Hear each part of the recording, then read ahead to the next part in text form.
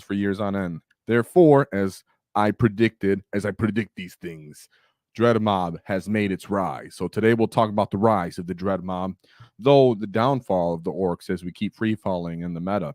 So if you like these streams, this channel, videos we provide, be sure to like and subscribe, as it does help, because as the Orks have been struggling, so have we. So be sure to support, just like today's sponsors, the Baron of Dice, as they support us with our paint competition, which you can find in the Discord description. Be sure to check out Baron of Dice, because they do give 5% discount on the paint, therefore, I mean on the dice, therefore nobody likes taxes. Take advantage of that. Now let's get back into WAAAGH tactics. So today on Meta Monday, we have the Ork sitting at a 39% win rate. If you look at his little summary, which he likes to put on, he says Orks have continued to fall, 39% win rate, and only one person went X and O. We are going to cover the one person that went X and O, but there were a few people that did well last week that we'll kind of revisit that we didn't cover last week. Overall, we're at 42%, so it's been kind of falling, though this is kind of exactly what I said where we'll be in when Nexus came out. I said we're going to sit somewhere around 42 or to 44 maybe, but I was more certain about 42, I believe. And here we are overall, which is, quite deceitful actually, right? Because as we look at the stats, we have Green Tide with the 54% win rate of the weekend, but 45% win rate overall. That would put it out as Green Tide being the best detachment. What it more is likely portraying in these stats is that there's a very small player pool, and those players are doing kind of well considering it's a skew. It's kind of a gatekeeper-esque kind of detachment, and more or less you're looking at a 3-2, maybe a 4-2 if you're very good. Or vice versa, right? And the negative aspect. So Green Tide is always going to look kind of comfortable just because of the way the army works, which is a hard stat check skew, which gives you weird numbers. But then you have Dread Mob that's finally making its shine far above Warhorde, which dropped all the way to a 35% win rate. I think a large portion of the people who would play Dread Mob and play that style and play it with Orks either A, are tired of playing that, like I would say myself as one of them, or B, they've moved on to other detachments and armies that play it better. So not surprised that Warhorde is kind of dropping. It's now just the all-comers detachment where Ork players in general just kind of getting their feet wet in it, which is totally how it's designed to be used. It's very versatile like that. Totally fine. The Hunt 33, we know that's kind of weird, even though overall it's showing 44, because in some team aspects it can really shine. Bully Boys, there's just simply no appearances this weekend. People just kind of finally giving up on Bully Boys. They understand how limited it is. There are a few ways you can run it, and I've talked about it, and it can be fun. But then again, as I've said more so, is that the Dread Mob giving you more tools, more versatility, and of course actually participating in other phases of the game is actually why it's coming up to the forefront, in my opinion, and as I predicted as well. Not only because the data sheets, the battle line, not only because armies such as the Vect can now, like Bjorn the Fellhanded, can sit in the middle of your Warhorde army and say, "Mwah, you have all these +2 to your strats." The Swarm Lord would do that too. Plus spendage on your strats, of course. There's all these different reactive moves, dropping deep strike, armies that can Overwatch really well. There's just a lot of these weird interactions that Warhorde kind of sometimes just lacks the tools versatility into, right? If I can run up and hit you with the big sledgehammer on turn one, because I go first, and I can take advantage of my turn one optimally and stage up and then hit you really hard with that hammer round two, then of course Warhorde is probably the best at just that. But as going forward for the versatility of the game and going into the meta, the complexity behind all the different detachments, some people will say that Dread Death, let's just say Art of War, right? We'll say Death Guard sucks, but going into Orks is very brutal and very, very punishing. Warhorde doesn't really like going straight up into that unless you're really going first and you have really good skill and placement. But Dread Mob, you'll go look in a Death Guard list and you're like, oh, I can just deal with you how other armies deal with you that think you suck. We'll just pop your transports and then kill your Plague Marines. There you go, right? And that's how other armies kind of view Death Guard, for example. I'm just using them as one example. That Dread Mob can actually participate in that same way with other detachments and armies. And beat them. I mean, Tyranids again are one of those other ones where normally Warhorde, you're like, I can beast boss you, and it's like, sure, you're gonna get like 8 wounds. They have feel no pains. They have your snaggers are gonna do nothing until maybe like a Tyranno effects, and they're gonna hit you back, and you're gonna die. You're gonna die in Overwatch, right? Dread Mob actually gives you units and rules and strats and synergies where you can actually destroy these guys a bit more reliably. And of course, you can always just bring Ghaz. Hint on what we're gonna look at. So that's enough of the hinting of the Dread Mob. We have videos on that if you want to check it out, of course. But today we're going to look at the gits that did so well this either this past weekend and the ones who did well the prior weekends. All three of the lists I'm going to show you today are dread mobs, and I'm not ashamed of that, and I'm pretty excited because some of these, for example, the first one we're covering is pretty much the exact archetype of another player list that we have covered. So it's very cool to see that some people are picking up on this and deciding, hey, this is a very cool, different archetype, the Daka-Wa. It's called different things. I think all guns out, buns out. We had the person who actually came up with this archetype, which is Clifton America Russell, who ran it in team events first and then decided to take it to singles. He was the first person about 2 months ago, maybe or so, that started running this Daka-Wa. And from there on, we see people have started to pick it up a bit. He himself has continued to play it in singles and do very well. But this is a slight change, and this is from the event of the Smite Club Open 2024.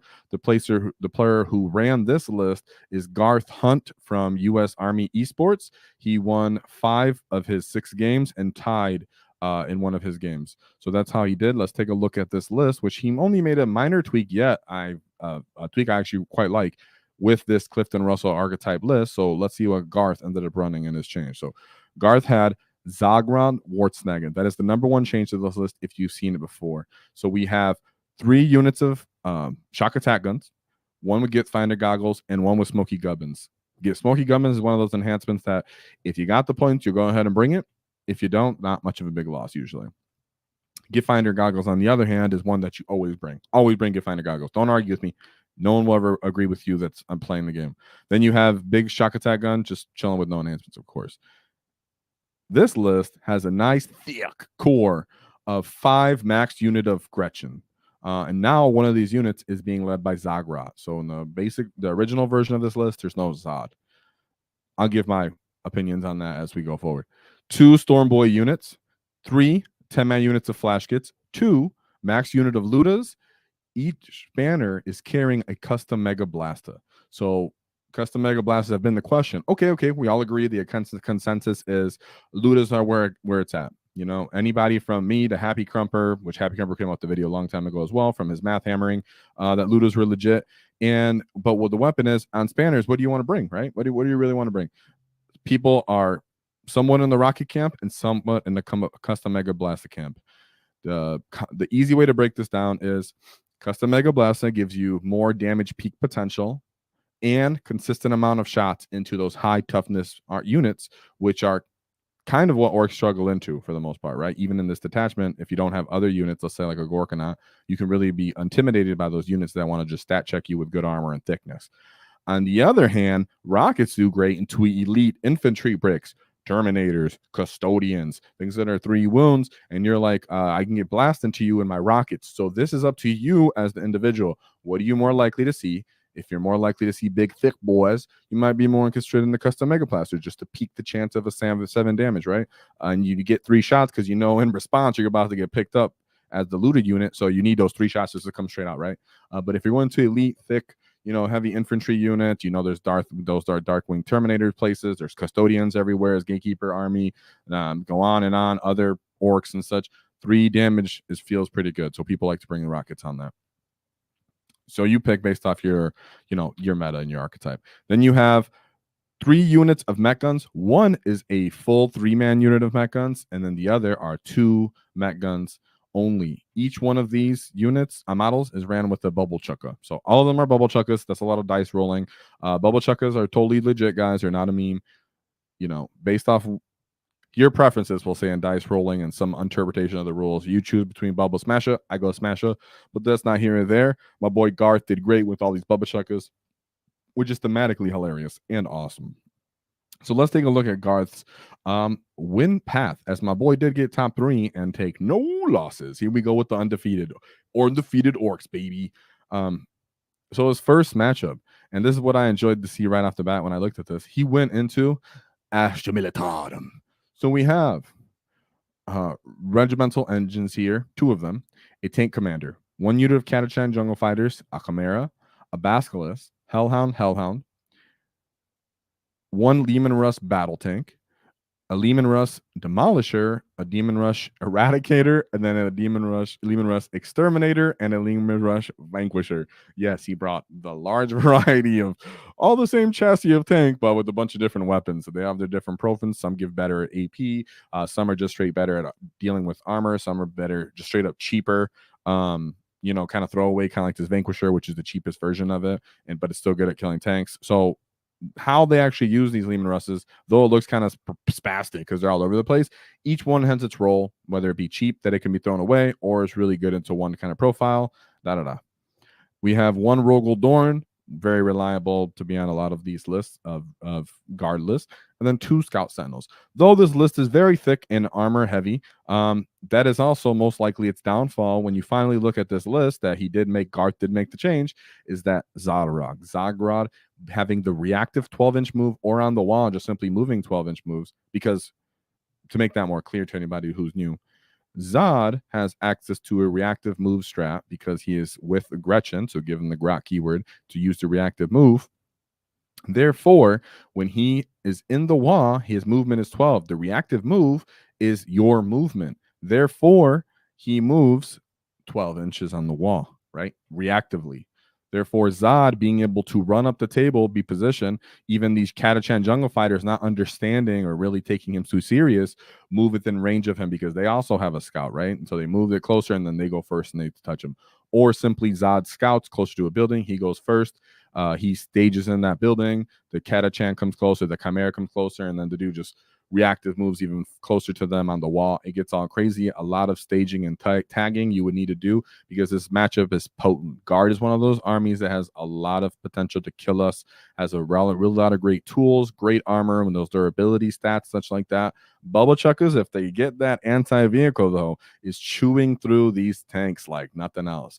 The Bubble Chuckers anti-vehicle profile is amazing, especially when you can get it in Dread Mob. So, of course, it takes a little luck, but that's part of the fact of just bringing Bubble Chuckers too. That could have been totally just been a factor as well. So, really cool to see that. I like to think that Zod plus Bubble Chuckers going off, and of course, Overwatch, the fact that you could just actually play the mission with a bunch of Grot Boys and Flash Kits being able to stand in the primary, and he simply having vehicles, which now are getting rerolls and getting systematically picked up by all of our potential anti-vehicle weapons, is how I think how that would end up going well. So Garth right there, and Garth is an excellent player. So of course he could overcome if there was too much of a skill discrepancy too. You always got to take that into consideration, guys, because guard are still definitely very hard. So then we have his second matchup. He went into Adeptus Mechanicus with the Skitarii Hunter cohort.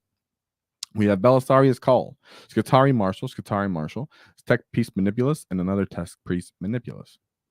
We have 3 units of the Skitarii Rangers, followed by 2 3-man units of Iron Stride of Belisari, 2 units of the Cataphragm Breachers, 2 units of the Sky Stalkers, followed by 1 unit of Rust Stalkers. So the good and bad part of this list is the Canoptic Breachers. You bring them because they can actually go off and actually do good damage. So can the Belisarius Iron Striders. Both of these units are highly susceptible to Ludas once they start getting an open. Even the Cataphan Breachers, though they get good armor saves and stuff, you can still argue that Ludas can go off on them as well. Not to mention, this stuff is going to want to come to the table to deal with the Gretchen because you have so much OC. They're going to throw these Rangers up there. The Rangers are going to feel like they can actually kill your Gretchen. Your Gretchen, especially if you do have Zod, can end up running up and demolishing these units because the Grots are all getting +1 to hit and wound with their little pistols, shooting away these other Rangers if they get into combat or get close to them. It's kind of hilarious.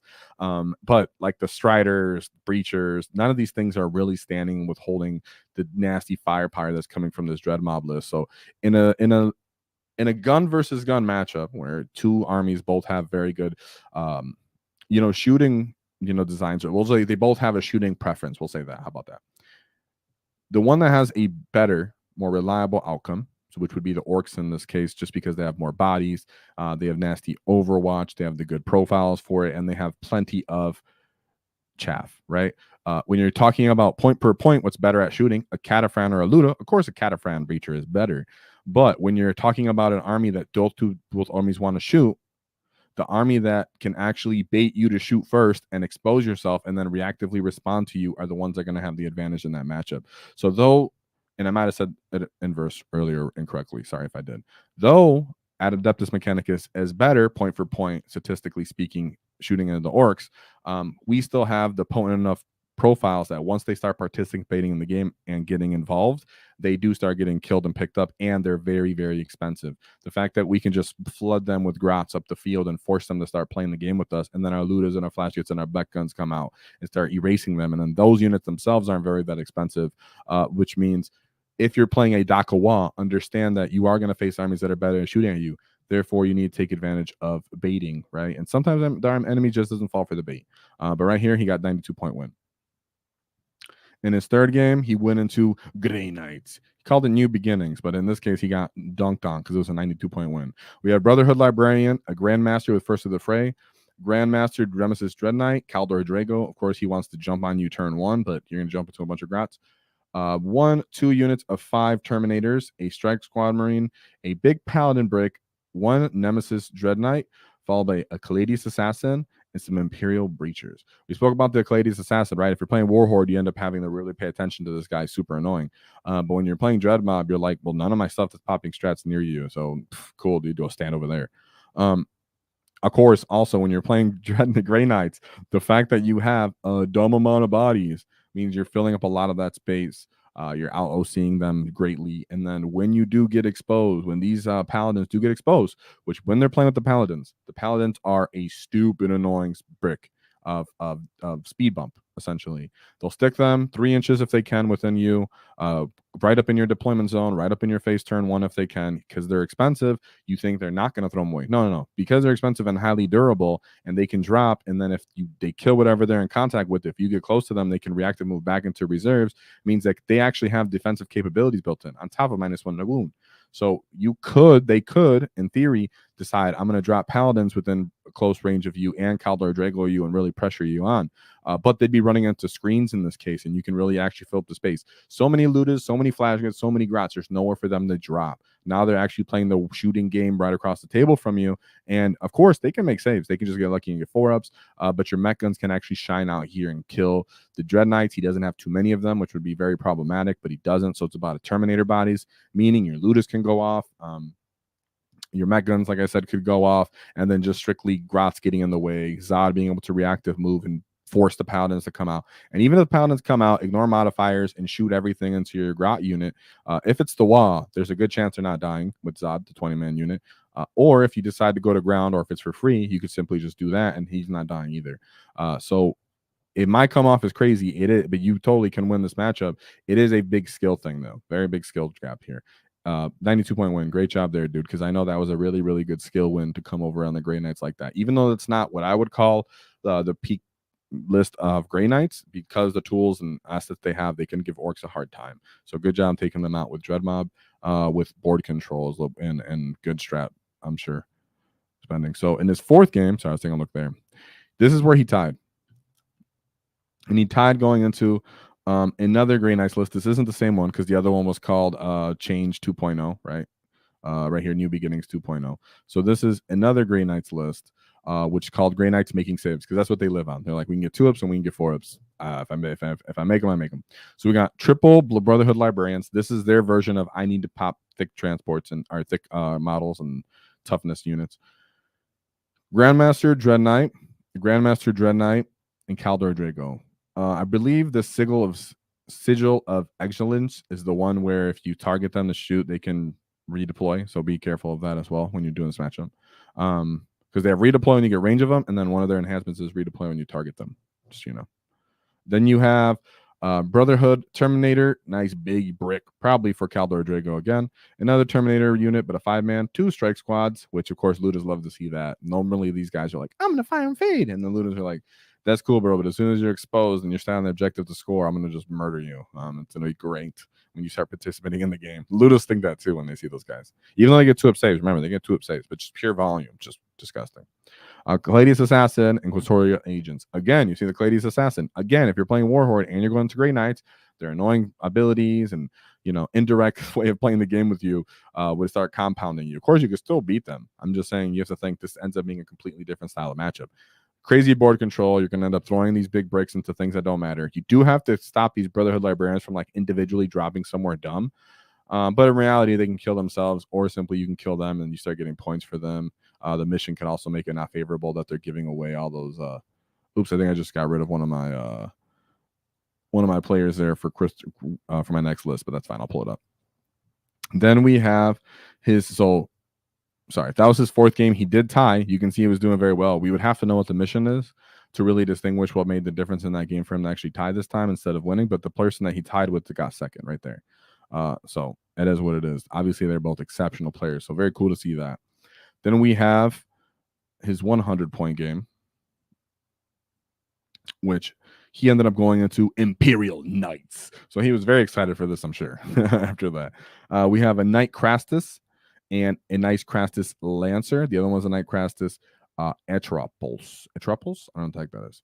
We have 3, 4, 5, 6 Arbinger Warglaves, followed by a Cladius Assassin and an Evisor Assassin. I can very much see how he's winning this one.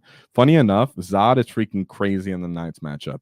All these Helvrins and these Knights hate to see it. They can take up such a stupid footprint and not allow these Knights to move because, of course, the big Knights can be like, I could just move over you. I'm allowed to.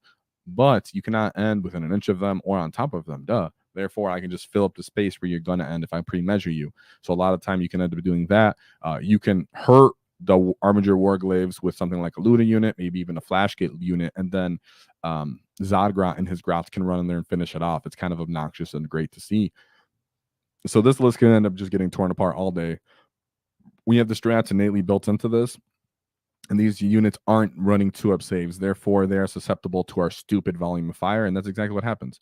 I've had that matchup enough times personally with Dread Mob, a bunch of different versions of it. And it always kind of goes that way, especially if you have Zodgrod. So I'm very in favor of Zodgrod, and Luda's playing big role there. Into his final matchup, he went into Catan Necrons, Hypercrypt Legion. So you had a Catan of the Night Shard Deceiver. We have a Catan Shard of the Nightbringer, Hexmark Destroyer, another Hexmark Destroyer, a third Hexmark Destroyer, followed by 2 Transcendent Catans, the 2 basic ones. So my boy's kicking it back to just Catan spam. Let's go. And he made it this far because you see how high up the list he's going. So sometimes people just don't have the tech for this anymore, right? If you don't bring Ghaz as an Ork player, you're not even taking for this, really. You're like, right? You could with Dread Mob, but I'm saying another Warhordes, you're like, this could be a problem. We have Death Marks, Doomsday Arks, 3 of them. These guys are way harder to kill than you would expect. They have these respectable shooting potential, but if they stand on an objective, they're just giving free OC, and then sometimes they can't die. But the Dread Mob, they can, because we have the volume and the weapons to actually deal with them. Plus, they're not great toughness, right? So I'd love to see that. It's funny because sorry, I was looking at something right now. Necrons can actually, Hypercrypt can actually be a huge problem if you're not just so obnoxious that you can just fill the table with 100 Grots, especially our Grots that can that can scout, right? It's just like pretty obnoxious right there where you're just, okay, I'm just everywhere in the middle of the table. And also just, the Doomsday Arcs are only T9. Just so everybody's aware. And they have a 3-up armor save with 14 wounds. They do heal, right? They can heal themselves. They don't, if you don't one-shot them, they die. But with having a 3-up armor save and T9, you're just getting chewed up, my boys. You're getting chewed up because even Flash Kiss can take a chunk out of you now if they pop lethals. So I love to see that. Of course, being able to pop lethals is crazy on all these Catans. If you do big shells for bigger gets, from what I'm remembering, forgive me if I don't remember correctly, but I'm pretty dang sure about this. From the order of how that works for additioning damage, he will have to damage, and then you'll add 1 damage from big shells for bigger gets, from what I understand. So it would get around his having damage, which would feel really good, of course, because then it'll take you back to 2 damage and all those Ludas.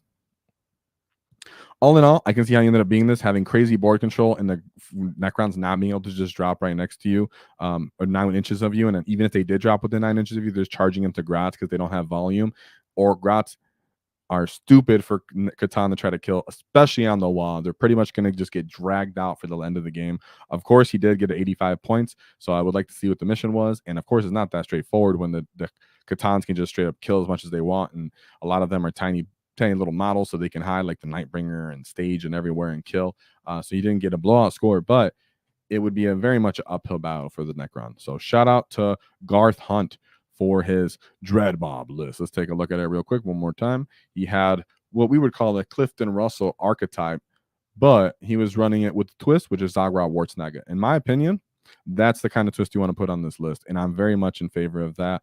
As personally, when I ran just the max amount of mech guns, sometimes you just didn't get their value. You end up using the mech guns more like bait sometimes to get someone to shoot out. They only move 3 inches. They're constantly kind of fighting for a spot for reserves, just like right along your flash kits or maybe even your ludas. Therefore, I can totally see losing a couple mech guns, maybe even more so in the future. So shout out to Garth. Love the list. 30 flash kits, 30 ludas, 3 sags, Zodgrod, 100 Gretchen with their accompanying runt herders, and 2 units of Storm Boys. Shout out to the docket wall. And here we have another Dread Mob list with my boy Graham Russell. Now, if you watched the video from earlier this week, I had a guy named Graham Russell on the list as well. From what I covered, that was an incorrect name placement, wrong on my end. I apologize. That person was Clifton Russell, Clifton America Russell, which we probably have an interview on here, but that was the DACA mob list that we talk about.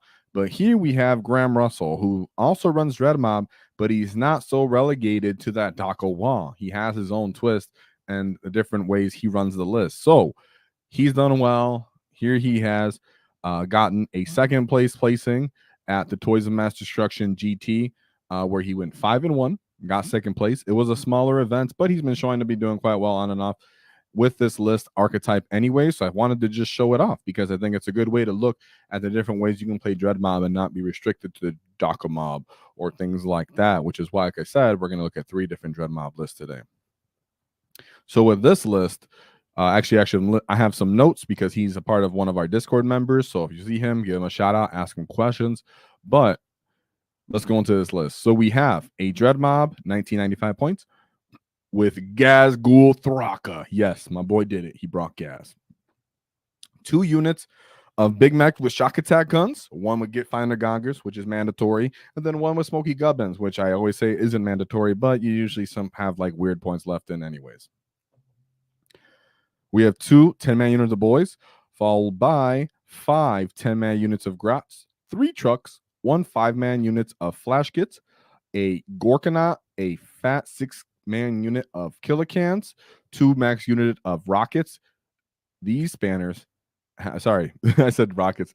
A max unit of Ludas, but the 2 spanners having rockets. These units have rockets instead of custom Mega Blasters. When I asked him why, he would give you guys the reason of this. He likes the more reliable damage, and he likes it into Blast, which ended up coming into play in his win path. He has 2 Mega Knobs to go alongside Ghaz. They have twin kill saws. And then 2 Storm Boys 5-man units. So really cool. Now, some of you may be looking and going, Ghaz and Dread Mob, what the heck? It really does make sense because a lot of things in Dread Mob aren't holding the ground in the mid table. The units that you would think would, maybe something like a Killican or some Deff Dreads or a couple Dreadnoughts, Morkanauts, Torkanauts, they can get kind of anti-tanked out of the picture. So Ghaz running on a 2-up invuln when it's time for Makari to take those saves is a big deal. Giving an Ortha and melee to lethals that maybe units wouldn't take advantage of the Dread Mob like the boys or the flash kits also comes into play. And then, of course, you can end up popping the sustain and lethal because we pop lethal from the WAAAGH, and then you pop lethal from Dread Mob for your something like your Gorkanaut. Sorry, sustain from Dread Mob from your Gorkanaut, and then you're getting both in his maybe sweep attacks, whatever it may be, right? So there's ways you can get cool combinations out with Ghaz, but also Ghaz gives you that nice thick damage in the middle of the table to punch out land raiders, which some Dread Mob lists actually greatly struggle with. We know Orks as a whole struggle with things like that. So the fact that Ghaz can run out and participate in the mid table, really meet all those different stat checks is a big deal and a nice factor. It makes you feel good when someone tries to just throw something in the middle and you really just kind of want to shoot away all his scoring units and such, which are more so what Luda is actually better at doing, because 2-up saves they don't really love. So having something like Ghaz, but then you also have the Gorkanaut on there, makes it so you have double the thickness and punching power while you still retain some of the shooting. So this is a very much a combined arm sort of army. I really like it. He has a lot of reps and plays into it. So it very much comes down to his skill as well, which is why I do say if you have some kind of favoritism towards this style and design, take it a look. So let's take a look at his win path. So for his first game, he went into Deathwing Dark Angels Inner Circle Knights. Now he has, sorry, they weren't Deathwing Knights. They're called Dark Angels Inner Circle Task Force. Excuse me, guys. And he called it a Deathwing. So we have Azrael, a librarian Terminator armor, a lieutenant, and a lieutenant with combi weapons. He has 2 units of Deathwing Knights, a big unit of 10 Deathwing Terminators, which are basic Terminators, a Hellblaster squad, Inner Circle companions, Repulsor executioners, and then 2 scouts. Though this list may seem potent, it does have good utility and killing potential. Based off what Russell Graham, kind of said, was it was a pretty straightforward game for him. It seems like he was, first of all, a better player, of quote unquote, or more a seasoned player, I guess we would say, at this kind of sort of events and how this interactions would go. Right, he understood the opponent's list better than the opponent understood his.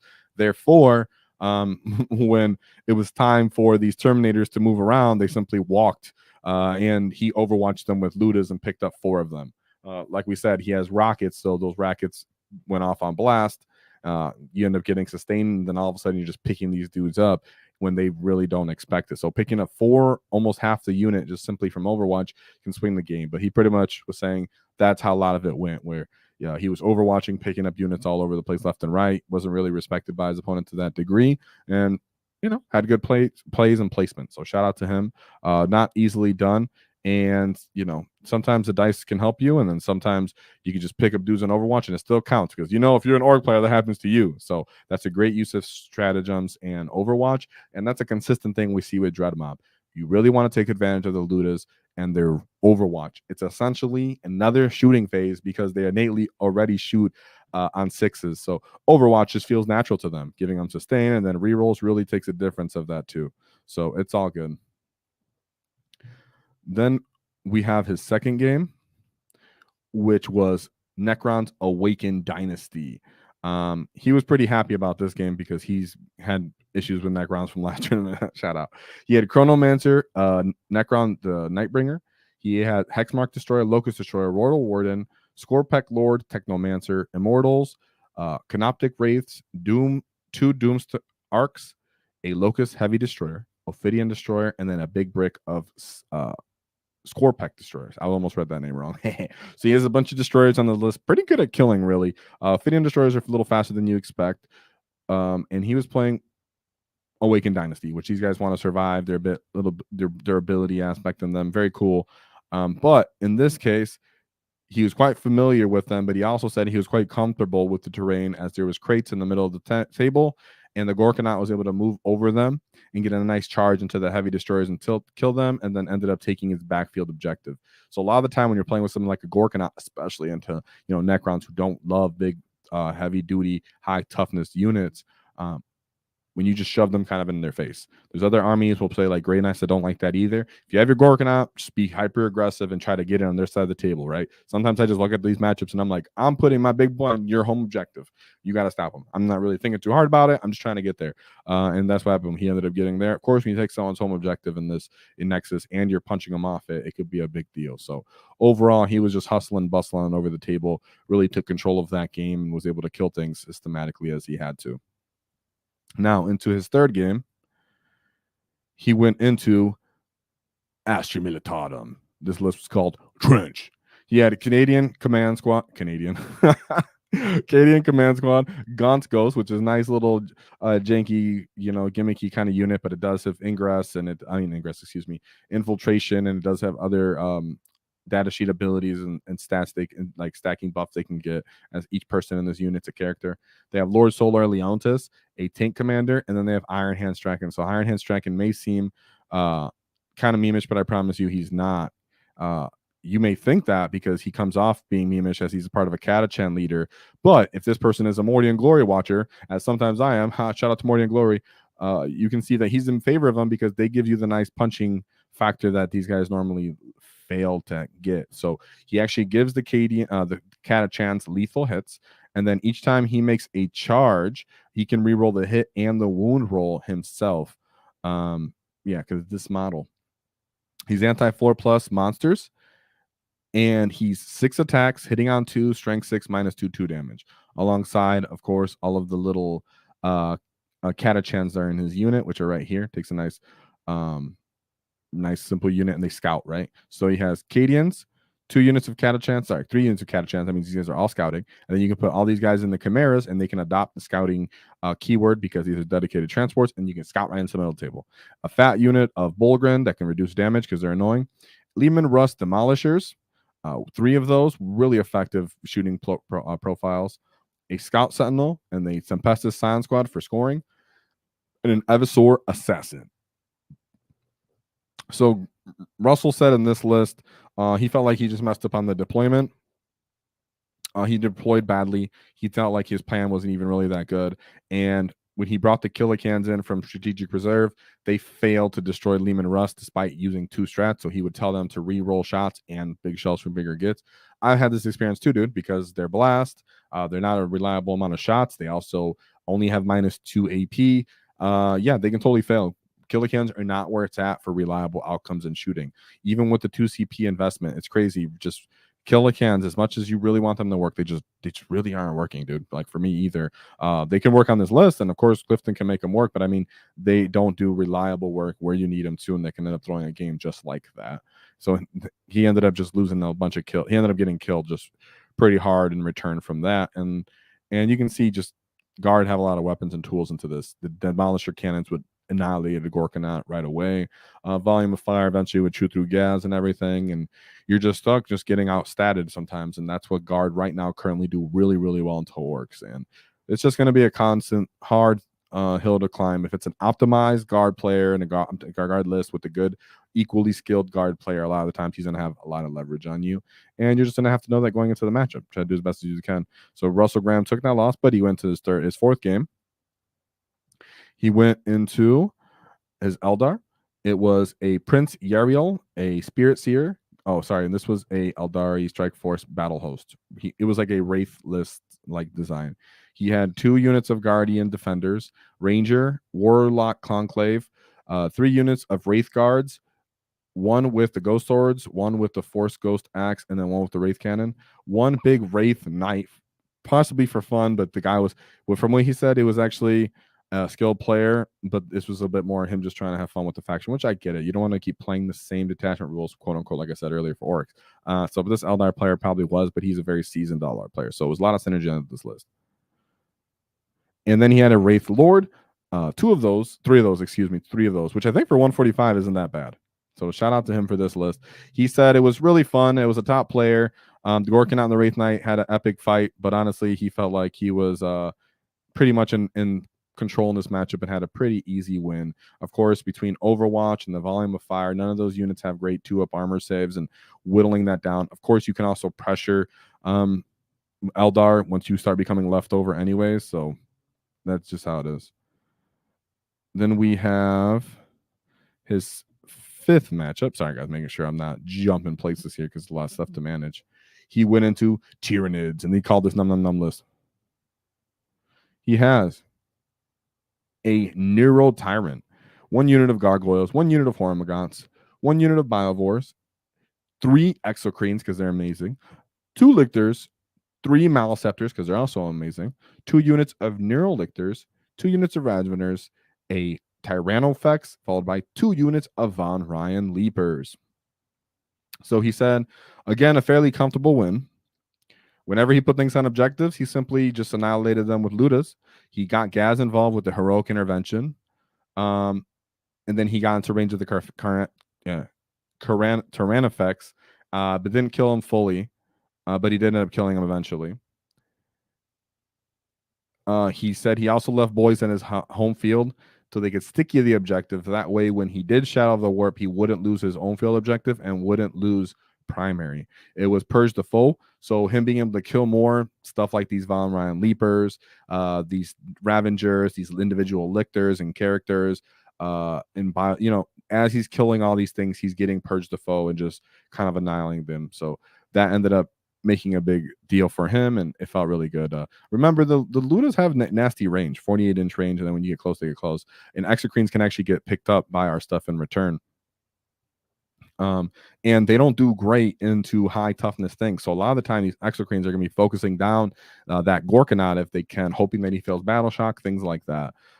So that means you really just kind of kind of take it to them and try to beat them up. Don't try to go late, long game with Tyranids as an Ork player. Really just try to demolish them, which is what he did in his last game. So shout out to Russell Graham for his Dread Mob list. Of course, it was a bit different. He still had a ton of unit of Gretchens to hold, break, play the primary, play the secondary, screen, stop people from getting places, possibly reactionary move.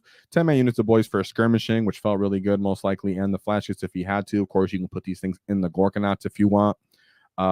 Storm boys, of course, because one unit should be in deep strike at least, if not both. And then Gas. That way you can still play the mid-table bully.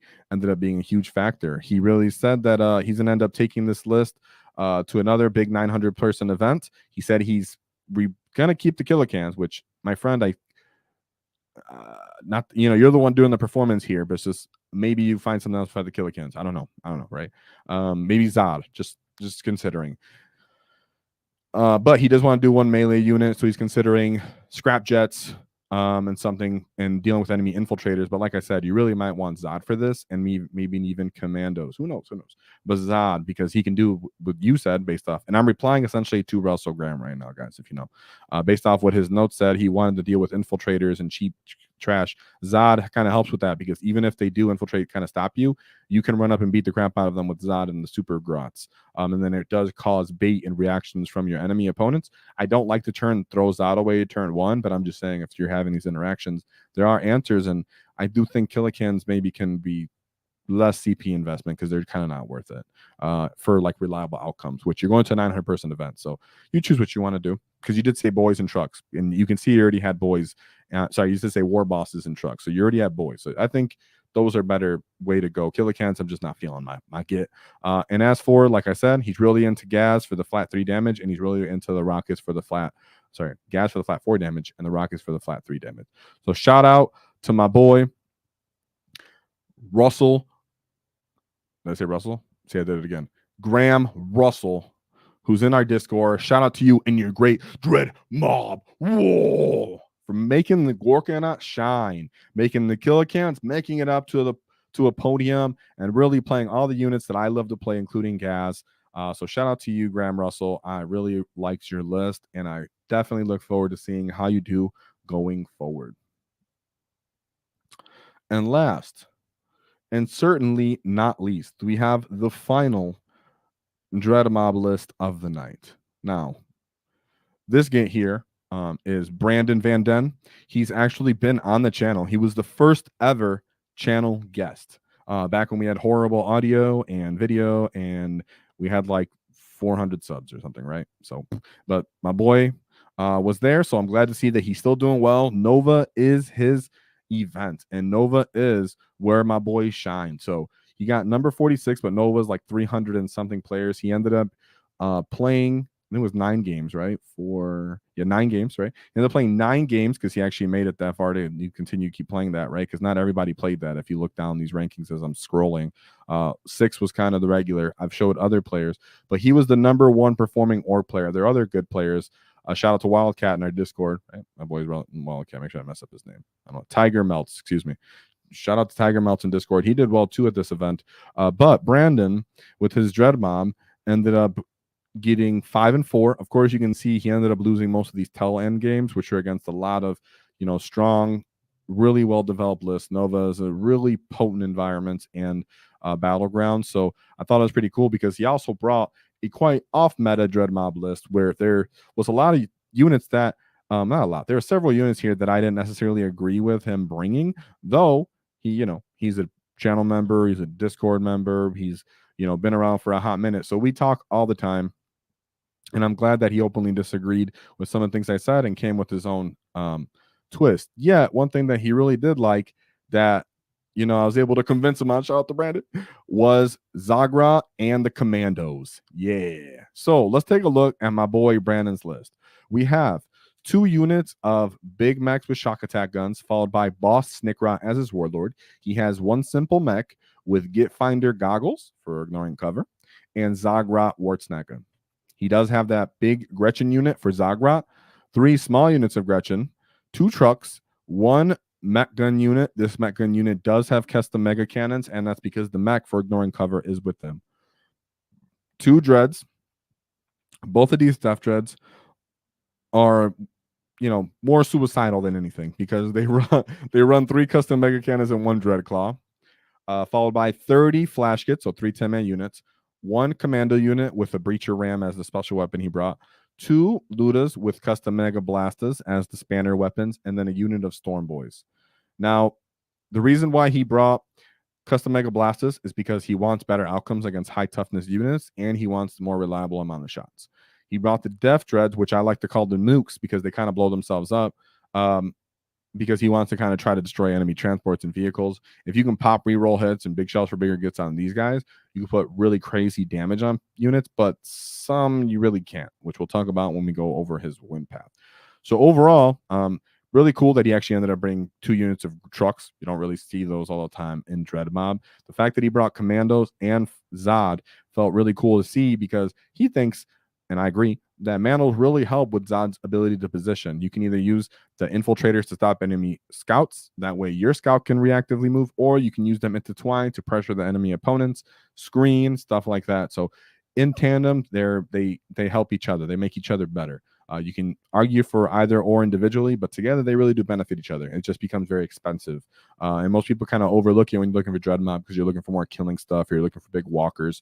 So the fact that he was able to look through and past that and go to Death Dreads for their, what I would consider soft chassis and unreliable outcomes means that he was getting a lot of reps and he was really having a good time just playing the way he wanted to play. So that's why I really want to show this list because he did very, very well until he went into the very, final echelons of Nova, which is totally fine because Orks aren't really in the position to even make it that far, right? So he was doing great and representing us well. So let's take a look at his matchups. He did give me some very lengthy notes. So I'm gonna try to go over these notes and not lose my place and such, and but try to give you the best amount of detail in a concise manner. So we have a Ork on Ork matchup. I'm gonna go over his list and then I'll read his notes. We have, sorry guys, I was dealing with the thing right here. We have a Beast Boss on Squigosaur with Edwapa's Kill Choppa, a War Boss with Cunning and Brutal, 2 units of Beast Snagger Boys, 2 units of Boys, 2 trucks, a Gorkanaut, shout out to him in Warhorde, a Gretchen unit, 2 kill rigs, love to see that, a big unit of knobs, and then a big unit of squigs, followed by Storm Boys. Overall, I like the list when you're talking about Warhorde, right, guys? Especially you're going to stick Gorkanaut in there, pretty cool. Squigs, this is a bit older. He said walking is for the gits, so he doesn't want to walk, of course. Overall, this is a solid Warhorde list, pretty fun and well-rounded. Yet, when we actually look at what Brandon's notes were, he said overall he felt like this list favored him. He felt like it wasn't as optimized as he thought, is the most meta. But of course, like we know here, Squighog Boys and Squighog Boys and Gorkanaut can be used in Warhorde. It's just when you're talking about how people are using Warhorde now, a lot of them are MSU. So when he says not optimized, he means there's not running with what's the agreed upon meta is the most the meta way to run Warhorde, which would be MSU. So he went for more like killing bricks and such like that. Then he uses commandos to deploy in the bottom of no man's land, stage Zod to take the top of no man's land. 1 unit of Ludas went on top of his home objective because, of course, you're playing against other Orks. You're not really worried about the shooting the stage. And then he had his flash kits ready to kind of take an overwatch when the people start to play in the mid table. And he put all the grots forward as he could to body block, he used Zod for his body blocking potential. And as the Ork players slowly started to move onto objectives, he started getting overwatched. The Ludas picked up the pigs really nasty, and Overwatch, of course, he rolled hot, but they definitely have the potential to do that, especially when they don't have invuln because the SAG can go off. And he said Zod, even though he got charged by Squighog Boys, he ended up surviving and helping the Flash Kids kind of retain the home field objective. So it was a big win, 100 to 47 for this Ork on Orks matchup. Of course, it's hard when you're like going against someone who knows your army so well. And Dreadmount is one of those less studied ones, so you could forget. Imagine a reactionary move of 12 inches with Zod when you're playing Warhorde. You're like, oh my god, and all these grots start moving around and really getting in your way. So then he goes into his second matchup, which was Adeptus Mechanicus. So he had a weird list, and Brandon said this list was interesting to him. So he had Cohort of Cybernetica. He brought a data smith, a tech priest engine hero, a techno archaeologist, and Belisarius Hull, 2 units of Skatara Rangers, 1 unit of Sky Stalkers, 1 infiltrator unit, Cerberus Raiders, 2 units of Cerberus Raiders, excuse me, 1 individual Iron Strider, 1 unit of Castle and Robots, 2 Doom Crawlers, excuse me, a Scorpius Disintegrator, 2 of them, excuse me, and a Cerodian Dragoon. Gosh, that's so many units, guys. Gosh, I was like, ugh, my breath. Sorry, that's a lot of units. So this was an interesting one. And he said mostly it was because there's a lot of thickness of vehicles on this list, yet a good anti-infantry and some anti-vehicles. So he said, luckily he got to drop first and he used his commandos to stop the enemy's infiltrators. If you want to see an example of this in the Commandos 101 video, I have examples of how you would do this with your commandos to string them out effectively to stop yourself enemy infiltrators or stop yourself from getting alpha striked. He said he moved his infiltrators to the top side, so he knew that he was going to start the admin player was going to start heavily deploying in favor of that side of the table. He said he started to throw down his more known / less quality deployments. So he started throwing his Grots down and his Ludus, kind of like the things you know where they're going to go and the things that you don't care if the enemy knows where they go. And then he put a Death Dread, a Grot Squad, and 1 Flash Kiss in reserve alongside the Storm Boys and Deep Strike. Pretty much what ended up happening here was the Zod and was able to run and touches onto your Doom Crawler and hold everything in the deployment zone right there. He ended up calling a wall more for a defensive manner, which is very, very likely and very, very common when you're playing Dread Mob. Your wall ends up becoming a defensive factor. That's why when you bring something like Ghaz, like we've seen on other lists, he's the only one that you're really caring to take advantage of it from offensively. But if you have Zod, then you're looking to take advantage of him and his movement capability, reactive move, and the durability. So very, very cool. So while he pretty much invested everything in that, he committed the objectives hard. And from that turn, Brandon was able to pretty much overwhelmingly firepower him because though it's a lot of units, they're not very durable and they're very susceptible to the Ork volume of damage. So in that response, Brandon was able to take them out. And then he went into game 3. So into game 3, he went into the big hunt. It was a Beast Boss on Squigosaur, Shirley Squigoth, another Beast Boss on Squigosaur with Glory Hog for that scouting, Mazarog, 2 10-man units of Snagus, 1 Gretchen unit, 2 Kill Rigs, followed by 2 bricks of Squighog Boys, 1 small unit of Squighog Boys, and 2 units of Storm Boys. As we spoke about earlier, you having scouting and infiltrators ends up being a big factor in this kind of matchup or in this situation, which is very common at the higher end tables, guys. And when you start playing GTs, a lot of people are going to have infiltrators or going to have melee pressure, which is very favored in Nexus. So we have what happened here is essentially, so I can summarize it, he ended up using his infiltrators to stop the enemy scouting. Then he used all his Grots to pretty much hold the enemy squigs in place. As the squigs ran into him, he ended up taking Overwatch, ended up starting to get shot while he's on objective. And from there, he was able to pop his rigs and pop those kind of things and deal with the infantry that was inside. The enemy did end up getting turned 1, meaning he had to force himself to come out and end up getting killed, which meant he got killed in the Overwatch from that way. And the enemy kind of just got stuck in the fight with Zod, which honestly is very, very common, guys. If you start playing with Zod, you realize how obnoxiously durable he can be, especially with the wall, which is what you're looking to do. Of course, this was also Purge the Foe. So since it was Purge the Foe, he was very much okay with just holding the enemy in place and then killing him as he went, and the enemy getting bogged down by getting in fights with that, and just killing what he could as he could. So yeah, he said he was just pretty much holding it, and that's what happens when you have scouting and infiltration, guys, which is a backbone of Orks losses sometimes, when you could just double down on getting in the way. That kind of matchup works against, World Eaters as well, Gene Stealer bombs, let's say Vanguard Tyranids, where they want to bomb up on you, run up on you. Having those tech pieces really help in that matchup too. So then we have his 5th matchup, which this is when he starts taking some L's, no, he won this one too. I lied. This is his 4th matchup, right? Yeah. Almost jumped ahead, guys. In this 4th matchup, as he won this one as well, he went into a Drakari game, which was actually very close. It was a 85 AV81 game. He said it was very cagey. That he was anchoring. He had no infiltrators, and so that he was able to see his ability to what he was trying to stage up because everything was kind of on the field. Overall, it was a lot of shenanigans with reactive moves, trying to bait him out. Both of them kind of playing cagey and worrying about trying to kill each other's valuable units, which was the Avatar and the Death Jesters, and then some of the guards, some of the Wraith Guard.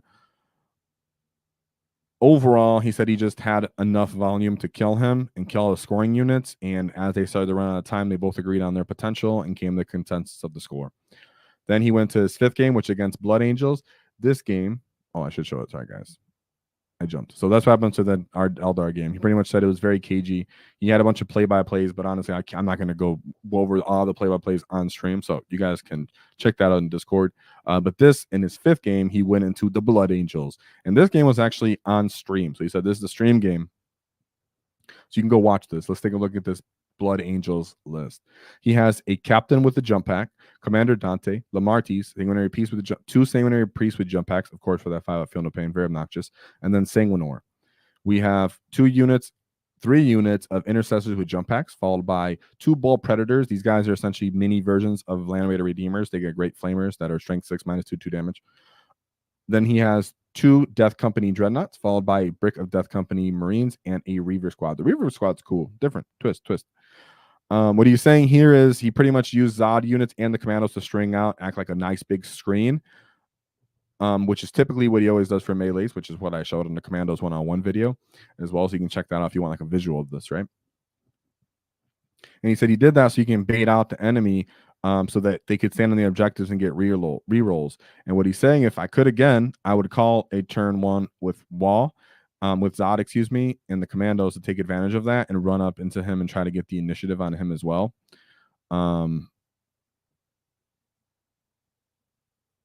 Yeah, and then he said he did as expected, and he committed both bricks on the objectives in the shooting phase, but the player ended up making more Feel Pains than he expected. In response, right, whenever you're an Ork player and you go into something like a Space Marine Blood Angel unit, if you don't kill him when you kill him, whatever's left over ends up going crazy and killing you pretty hard. And he said that pretty much after that, those big fat 5 Feel No Pain units running forward and hitting him, the next wave of pressure with the Death Company Dreads and the Death Company Marines, which he just simply couldn't withstand and got overrun, which I can understand that, dude.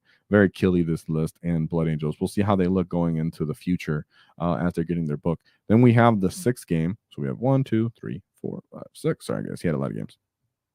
He ended up losing this one, too. So he wins against Astra Militarum. We have Gaunt's Ghost, Lord Solar Leontis, Platoon Command Squad, Tank Commander, Infantry Squad, Adeline Rough Riders, Bullgrin Squad, Hellhound, 3 Hellhounds, excuse me, 2 Rogel Dorns, a Tempestus Command Squad, 2 of them. Very well-rounded list, I would say. I'm very familiar with this. Surprisingly, I'm familiar with Guard simply because I own Scions and I like Morning Glory. Shout out to him.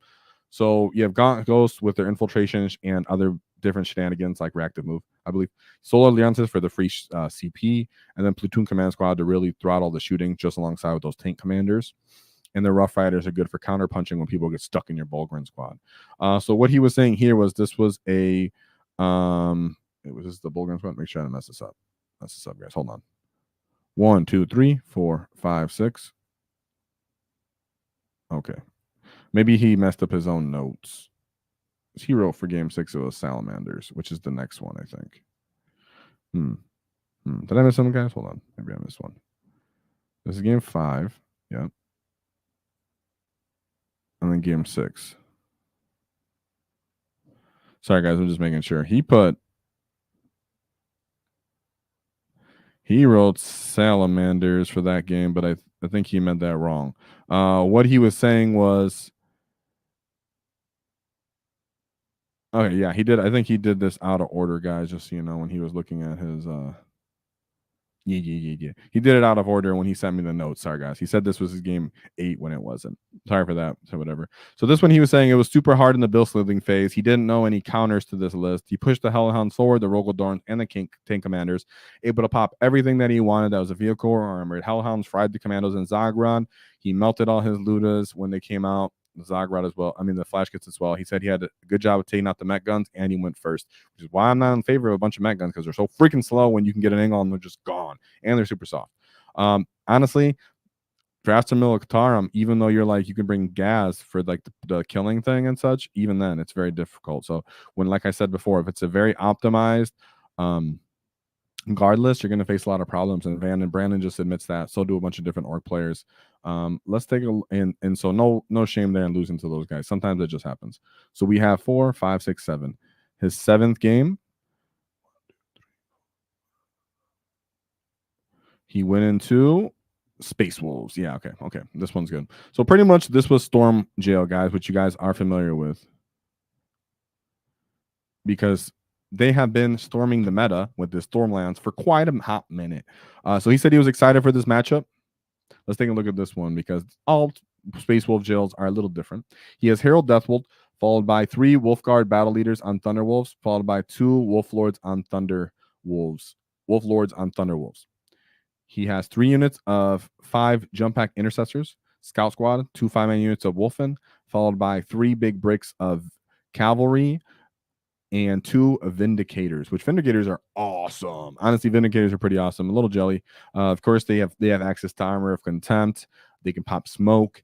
And they have a base 2 of armor save with like toughness 11, I believe. So they're at a really stupid and really good like defensive point. The fact that they can shoot their blast weapons in combat is also pretty nice for them. I think they work good for Thunderwolves. The issue here, which is exactly how Brandon played into this Thunderwolf lift, which sucked for the Thunderwolf player. What happened was Brandon used his commandos to place in the middle, like he's been doing for several of these games as we've covered, to string along and hold the enemy's infiltrators out. That way, and he played Snick Rot touching the middle objective outside of 4 inches of commandos. And the Scout Squad moved Zodgrod towards the middle and started the conga line. He said when he got first turn, he advances Grot in the conga line, blocking him out of the middle and on top of no man's land, screening against 2 of the squads of dogs, but leaving just enough of a path for him to actually tag the middle objective, but without being engagement range of Zod, pretty much.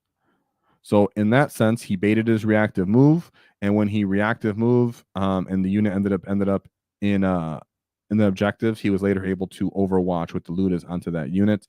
When the dogs started to get stuck in and try to fight Zod and try to fight the commandos, it just left him more open.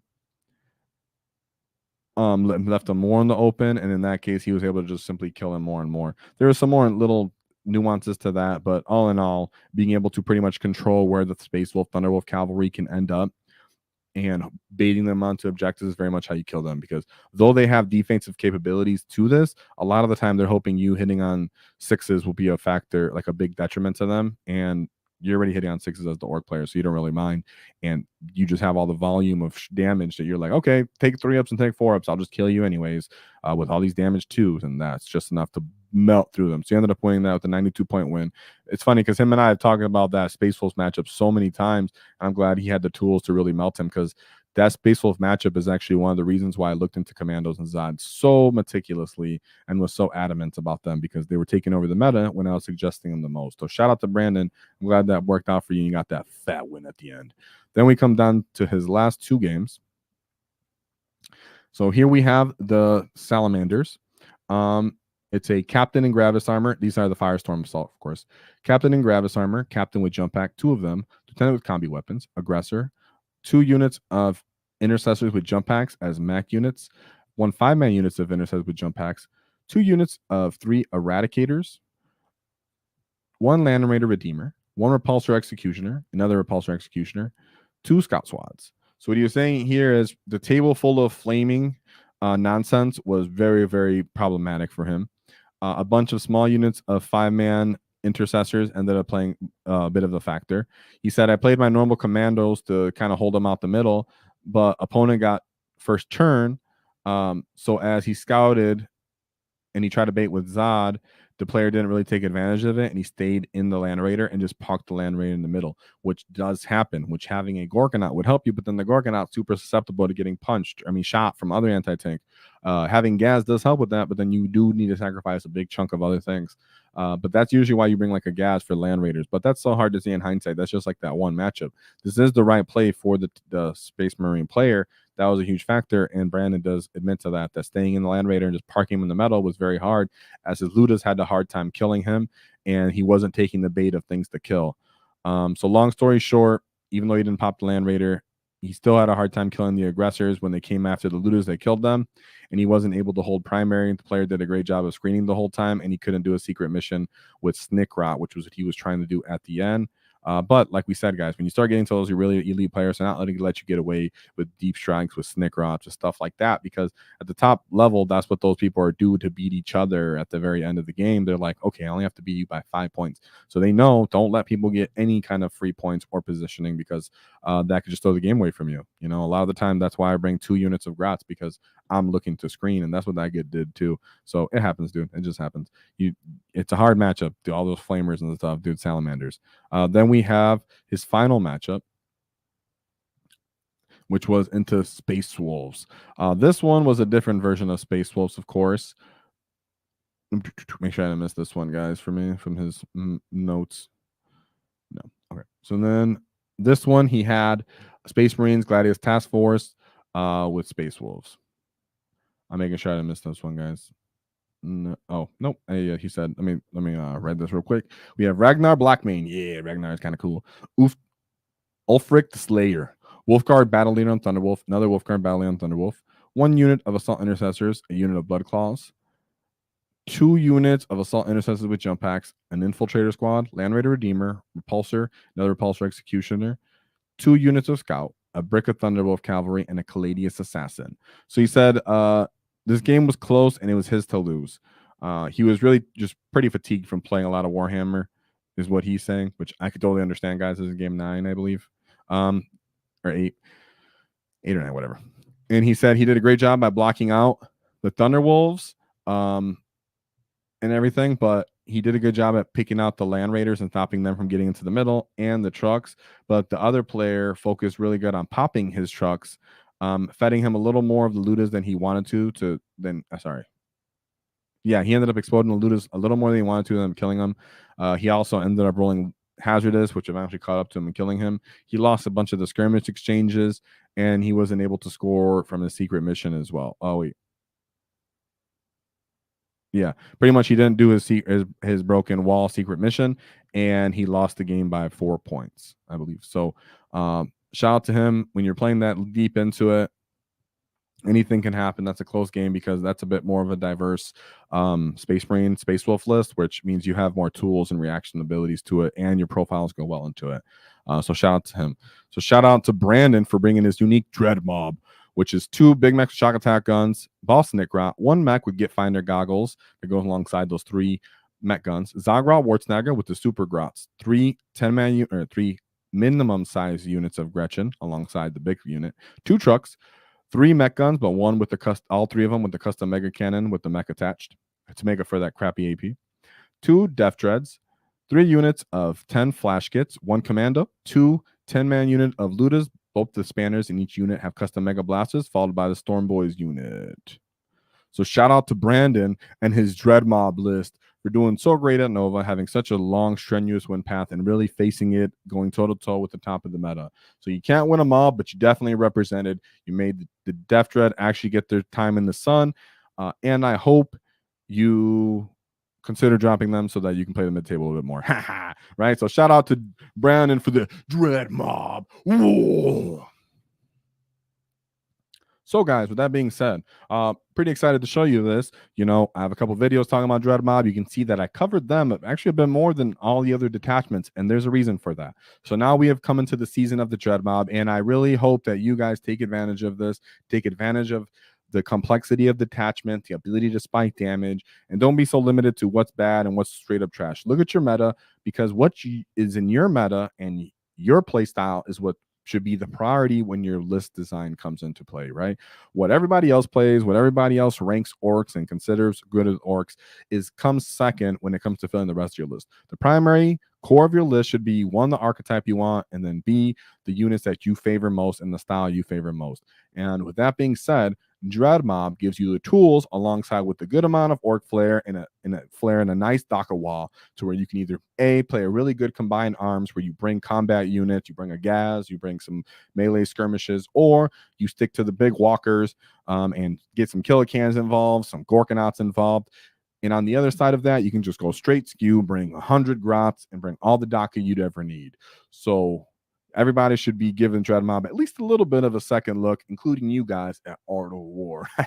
Shout out to Art of War for that beer tier ranking, which I definitely don't agree with, but I appreciate the kill rig love. So shout out to Jack for that. And shout out to the Great WAAAGH. And thank you for everybody that's participating with everything that we do. We really appreciate, need the likes and subscribe. So thank you very much for that. And of course, there's always one thing to keep in mind is don't cross a wall because we knock your